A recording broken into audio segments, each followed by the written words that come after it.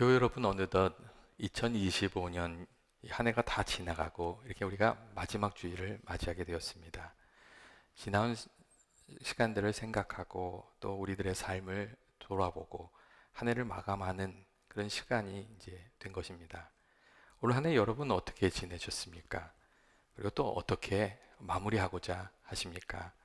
아마도 올 한 해 살아가시면서 여러 가지 일들이 있으셨을 거예요. 좋은 일도 있고 또 속상한 일도 있고 또 감사한 일도 있고 원치 않는 일도 있고 아마 그러셨을 것 같아요. 근데 사실 우리가 살아가는 인생은 약간 종합 선물 세트와 비슷한 데가 있습니다. 여러분, 종합 선물 세트 받아보셨죠? 받으려면 다 받아야 돼요.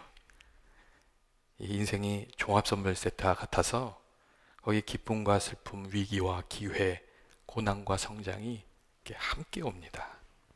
우리가 그것 중에서 어느 것 하나를 취사 선택해서 이렇게 받을 수가 없습니다. 그저 그 모든 것을 받아서 우리가 믿음으로 이렇게 응답해 나가는 것.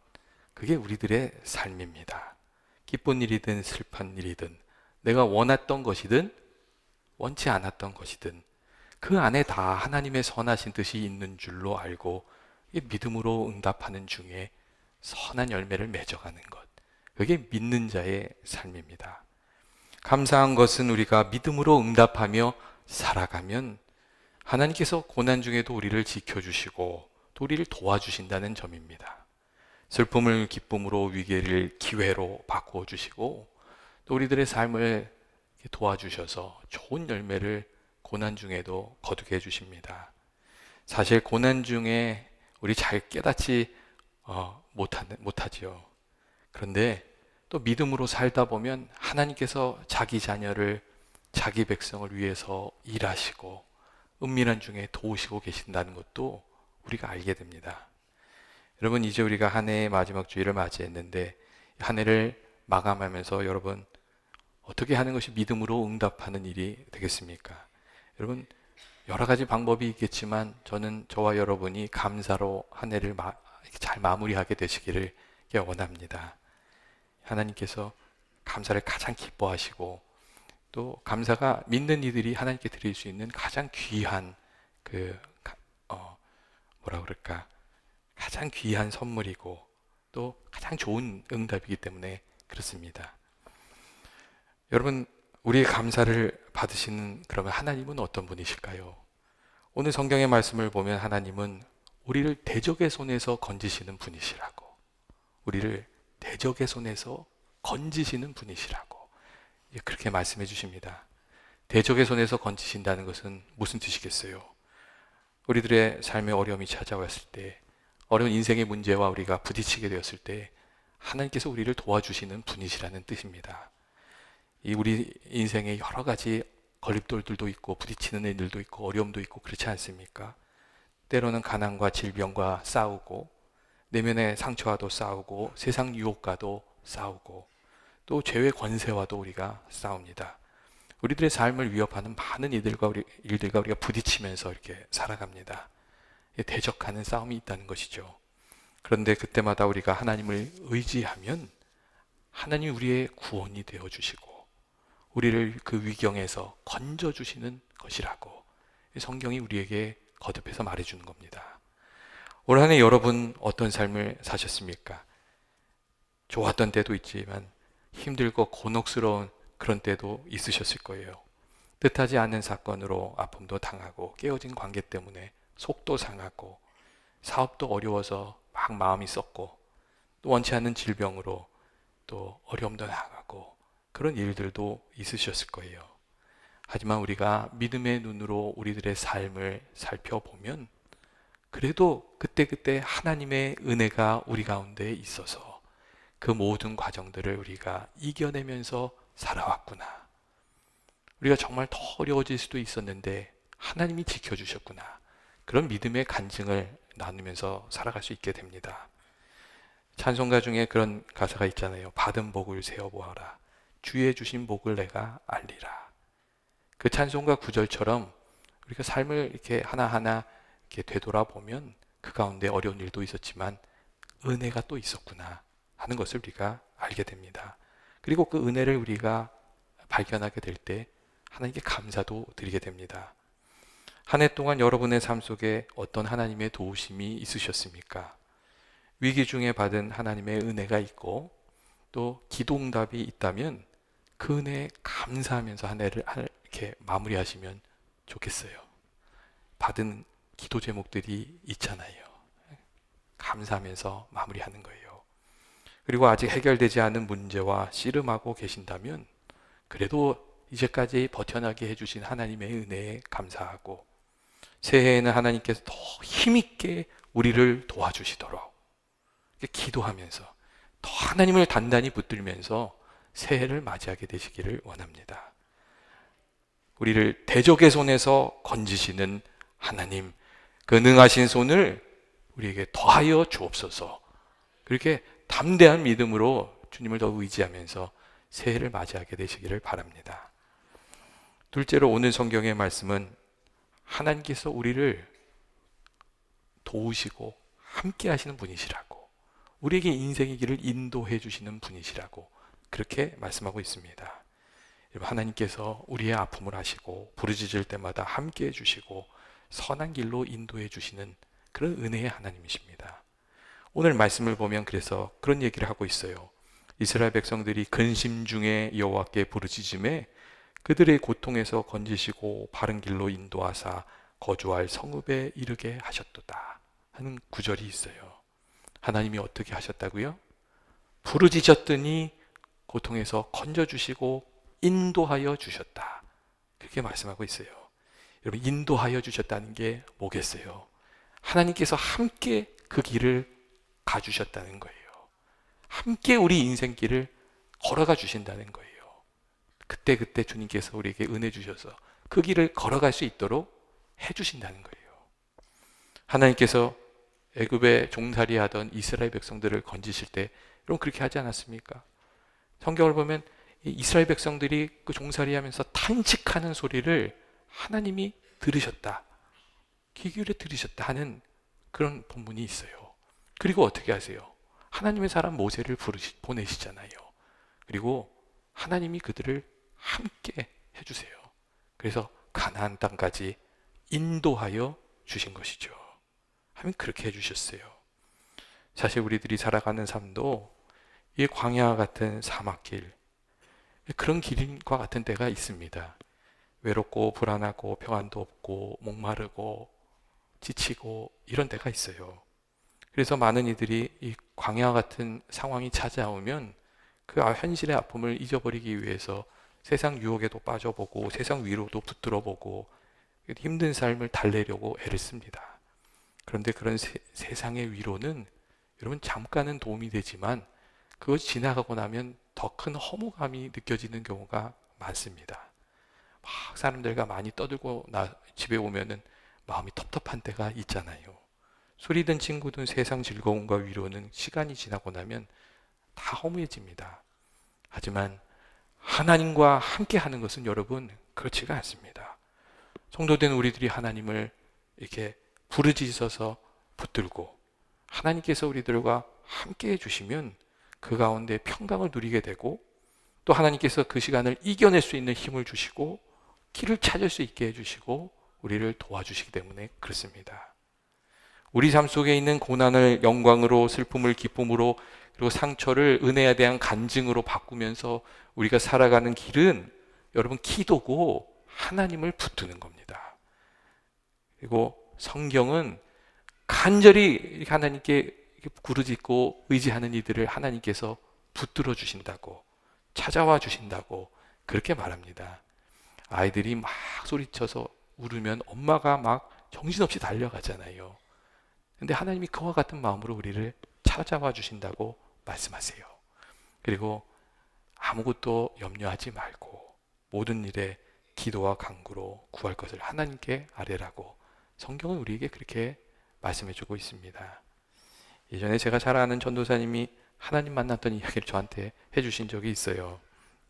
제가 이거 한두 번 얘기했던 것 같은데 젊어서 유학 와가지고 뷰티 서플라이에서 일하면서 공부를 했어요. 학교를 다닌 거죠. 근데 그렇게 돈 벌면서 일하면서 이제 공부하니까 쉽지가 않잖아요. 그러니까 힘든 때도 있고 그런 거죠. 그래서 좀 힘들고 그러면 외롭고 그러면 교회 와서 기도하고 집에 가고 그렇게 하셨어요. 근데 한 번은 일을 하다가 억울한 일을 당했어요. 물건도 없어지고 막 그러니까 이제 억울한 일을 당한 거예요. 너무 속상해가지고 교회 나와서 막 기도를 하는데 뒤에서 하나님이 자기 이름을 2번이나 불러주시더래요. 근데 그 순간에 그분이 너무 깜짝 놀라기도 하고 그 은혜를 받았어요. 아, 내가 홀로 있는 것이 아니구나. 하나님이 나를 알아주시고 계시구나. 하나님이 나와 함께 하시는구나. 그래서 위로를 얻고 그 시간을 잘 이겨냈다고 그런 이야기였어요. 여러분, 믿는 이들에게 하나님이 함께 하신다는 것보다 사실 더 귀한 것이 없습니다. 그리고 우리가 그것을 믿으면, 하나님이 나와 함께 하신다는 것을 믿으면 거기에서 용기가 나오고 힘이 나옵니다. 그리고 우리가 또 붙들면 주님이 우리를 붙들어 주시는 거예요. 여러분, 우리가 잘 아는 그 발자국 이야기도 있잖아요. 어떤 그리스도인이 꿈속에서 자기가 살아온 인생길을 이렇게 보잖아요. 그랬더니 딱 보니까 평범하고 좋은 길은 발자국이 2개고 어렵고 힘들고 막 이런 데는 발자국이 1개고 그래가지고 예수님을 탁 쳐다보면서 따졌대잖아요. 어찌 예수님 이렇게 어려운 길 갈 때는 나를 떠나시고 평탄한 길만 나하고 같이 해주셨습니까? 그랬더니 예수님이 그게 아니라고. 네가 어려운 길 갈 때는 예수님한테 간절히 기도하면 예수님이 업고 그 길을 간 것이고 평탄한 길을 가게 되면 예수님 잊어버리고 자신만만하게 걸어가니까 예수님이 옆에서 같이 따라가 주신 것이고 그런 거였다고 그렇게 예수님 말씀하셨다는 이야기예요. 여러분 이야기를 들으시면서 어떤 생각이 드세요? 혹 우리들도 그렇게 살아가는 것은 아닌가 그런 생각이 좀 들지 않으십니까? 어려울 때는 우리가 하나님을 붙들고 살아가는데 조금만 좋아지면 하나님을 잊고 살아가는 것은 아닌가 그런 생각을 좀 해볼 필요가 있는 것 같습니다. 하나님은 우리를 긍휼히 여겨주시고 우리를 자녀와 같이 살펴주시는 분입니다. 그리고 우리가 가만히 생각해 보면 우리의 등 뒤에서 우리를 도우시는 하나님의 손길이 있었던 것을 알게 됩니다. 잃어버린 것을 찾아주시는 하나님. 여러분 그럴 때 있지 않으세요? 내가 실수로 잊어버렸는데 그걸 찾아주시는 거예요. 또 깨닫지 못했던 것을 깨닫게 해주시는 하나님. 그리고 넘어진 나를 일으켜주시는 하나님. 그 하나님이 우리와 함께하고 계시잖아요. 올 한 해 하나님께서 베풀어 주신 은혜를 생각하면서 함께해 주신 그 은혜에 감사하고 또 내년에 하나님께서 우리를 더욱 단단히 붙들어 주시도록 하나님 내년 정말 하나님과 함께하는 함께 그 길을 걸어가는 한 해가 되게 해달라고 기도하면서 새해를 맞으시면 좋겠어요. 그리고 마지막으로 오늘 성경은 사모하는 영혼에게 하나님께서 사모하는 영혼에게 만족을 주시며 줄인 영혼을 좋은 것으로 채워주시는 분이라고 이렇게 말씀하고 있습니다. 이게 너무 우리가 좋아하는 사모하는 구절이죠. 하나님 어떤 분이시라고요? 좋은 것을 주시는 분이세요. 우리의 연약함에도 불구하고 우리의 부족함에도 불구하고 우리의 죄와 허물에도 불구하고 우리가 하나님을 의지하고 회개하고 하나님을 또 붙들고 하나님의 은혜를 사모하고 그러면 하나님께서 좋은 것을 주시는 분이시라고 말씀하고 있는 거예요. 오늘 말씀이 그래요. 사모하는 영혼에게 만족을 주시며 줄인 영혼에게 좋은 것을 채워주신다고 그렇게 말씀하고 있어요. 그래서 종교개혁자인 루터가 어떤 단어를 좋아했냐면 그럼에도 불구하고라는 단어를 좋아했어요. 그럼에도 불구하고 하나님이 우리의 부족함에도 불구하고 연약함하고 이 어리석음에도 불구하고 우리에게 은혜를 주신다는 거예요. 좋은 것을 주신다는 거예요. 그리고 우리의 이 형편없는 현실에도 불구하고 하나님께서 우리를 선한 길로 인도하신다는 거예요.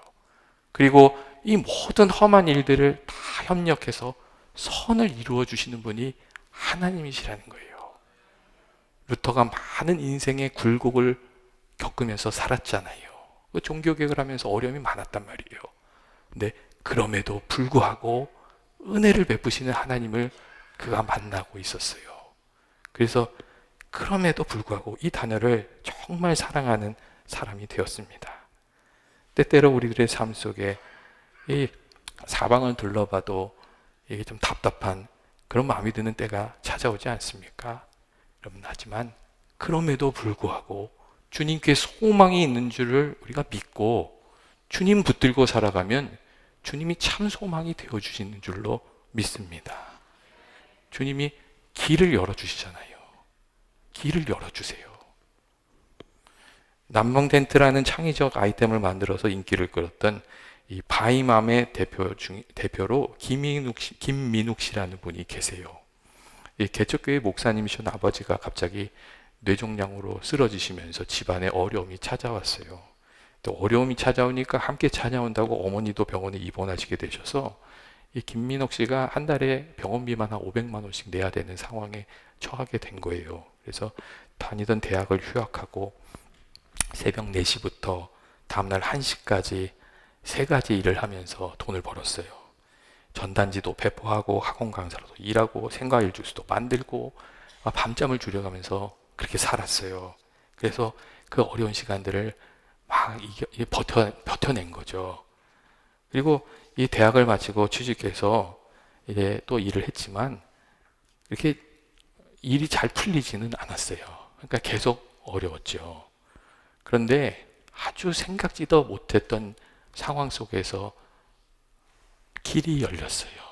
어떤 일이 있었냐면 집이 너무 추워서 막 난방할 때도 너무 추워가지고 이제 막 감기도 걸리고 다 그랬는데 어머니가 보다가 이제 아이디어를 하나 내셨어요.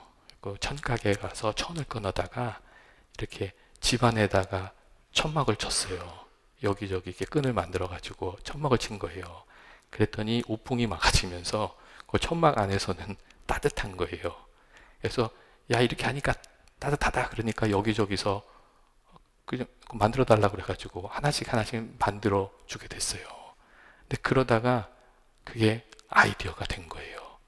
그래서 한국에 난방비가 많이 드는데 춥게 사는 사람들이 많잖아요. 그래서 난방 텐트를 만들게 된 거예요. 그리고 이 저소득층이나 이런 분들한테 또 이게 보급이 되고 막 그렇게 됐어요. 그래서 나중에 이게 큰 소문이 나서 연간 매출이 10억 이상 내는 기업이 되었어요.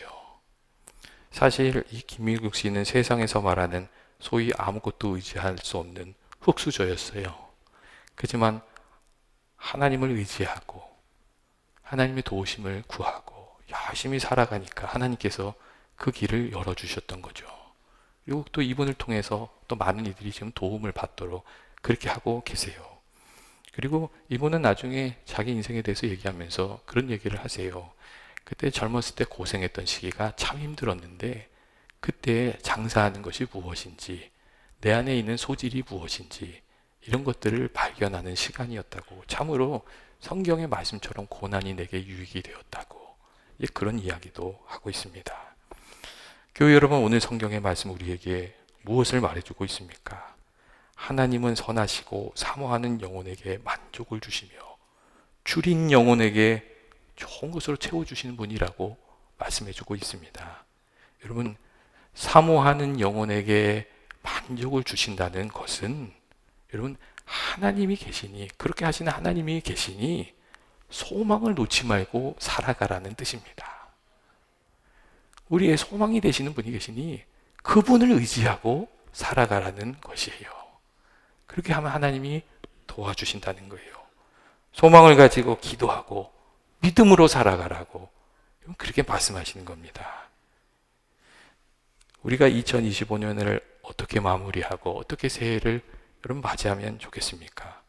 베풀어 주신 은혜에 감사하며 한 해를 마감하고 또 사모하는 이에게 좋은 것을 주시는 하나님, 우리 소망이 되시는 하나님을 붙들고 새 희망을 가지고 새해를 맞이하게 되시기를 주님의 이름으로 축원드립니다. 우리가 낙심하고 절망할 일이 아닙니다. 주께서 도와주시면 거기에도 길이 있는 줄 알고 소망으로, 기도 가운데, 믿음으로 이 새해를 열어가는 저와 여러분 되시길, 또 하나님께서 그렇게 살아가는 이에게 도움이 되어 주시길 주님의 이름으로 축원드립니다. 이 시간 같이 기도하겠습니다.